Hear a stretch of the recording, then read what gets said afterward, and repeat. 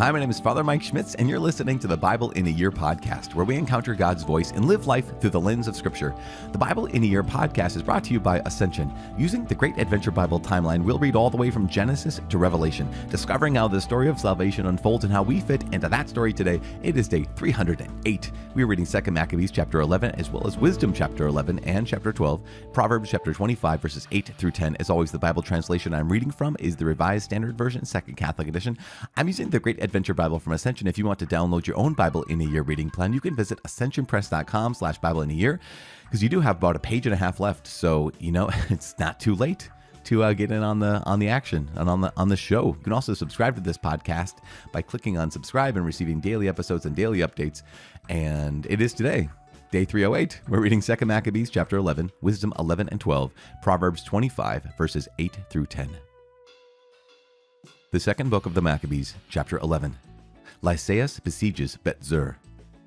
Very soon after this, Lysaeus, the king's guardian and kinsman, who was in charge of the government, being vexed at what had happened, gathered about 80,000 men and all his cavalry and came against the Jews.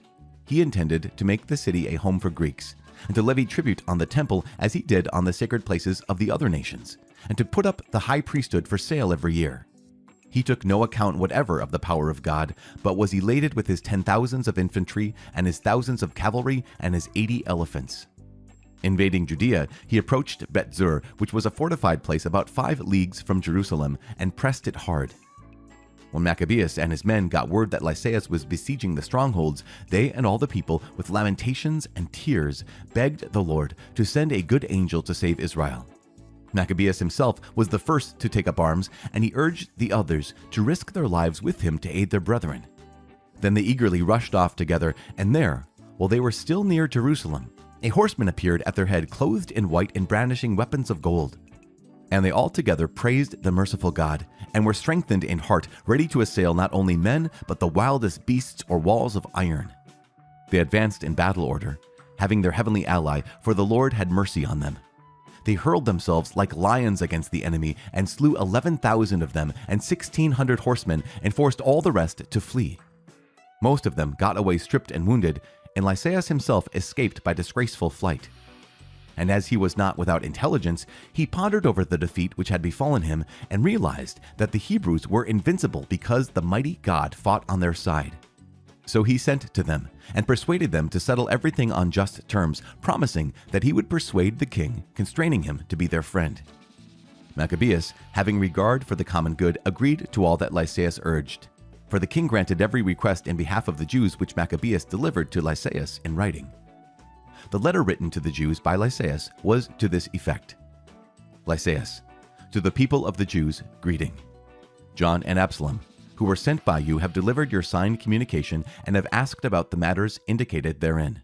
I have informed the king of everything that needed to be brought before him, and he has agreed to what was possible.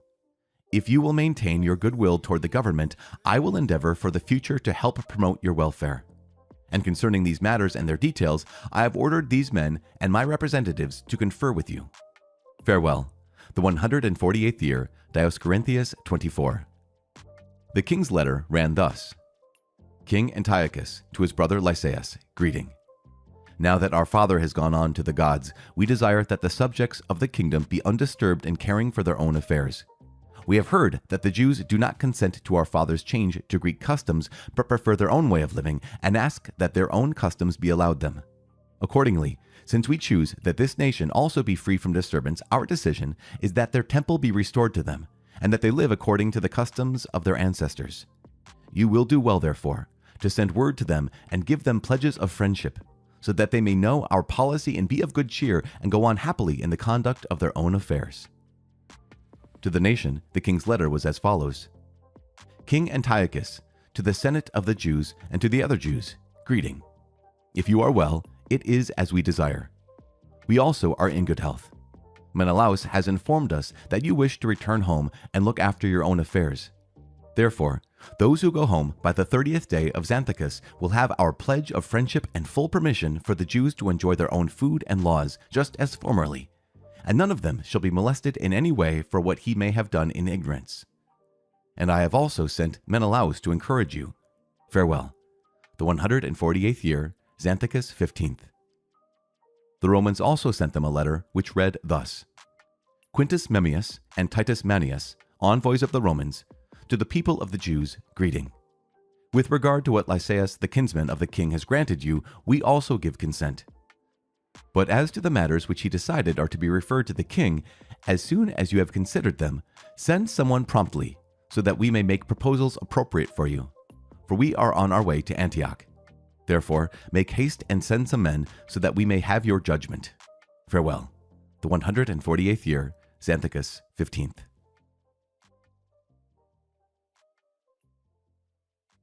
The Wisdom of Solomon, chapter 11. Wisdom prospered their works by the hand of a holy prophet. They journeyed through an uninhabited wilderness and pitched their tents in untrodden places. They withstood their enemies and fought off their foes. When they thirsted, they called upon you, and water was given them out of flinty rock, and slaking of thirst from hard stone. For through the very things by which their enemies were punished, they themselves received benefit in their need. Instead of the fountain of an ever-flowing river, stirred up and defiled with blood in rebuke for the decree to slay the infants, you gave them abundant water unexpectedly, showing by their thirst at that time how you punished their enemies. For when they were tried, though they were being disciplined in mercy, they learned how the ungodly were tormented when judged in wrath. For you tested them as a father does in warning, but you examined the ungodly as a stern king does in condemnation. Whether absent or present, they were equally distressed, for a twofold grief possessed them, and a groaning at the memory of what had occurred. For when they heard that through their own punishments the righteous had received benefit, they perceived it was the Lord's doing. For though they had mockingly rejected him, who long before had been cast out and exposed, at the end of the events they marveled at him, for their thirst was not like that of the righteous. In return for their foolish and wicked thoughts, which led them astray to worship irrational serpents and worthless animals, you sent upon them a multitude of irrational creatures to punish them, that they might learn that one is punished by the very things by which he sins. For your all-powerful hand, which created the world out of formless matter, did not lack the means to send upon them a multitude of bears or bold lions, or newly created unknown beasts full of rage, or such as breathe out fiery breath, or belch forth a thick pall of smoke, or flash terrible sparks from their eyes. Not only could their damage exterminate men, but the mere sight of them could kill by fright. Even apart from these, men could fall at a single breath when pursued by justice and scattered by the breath of your power. But you have arranged all things by measure and number and weight.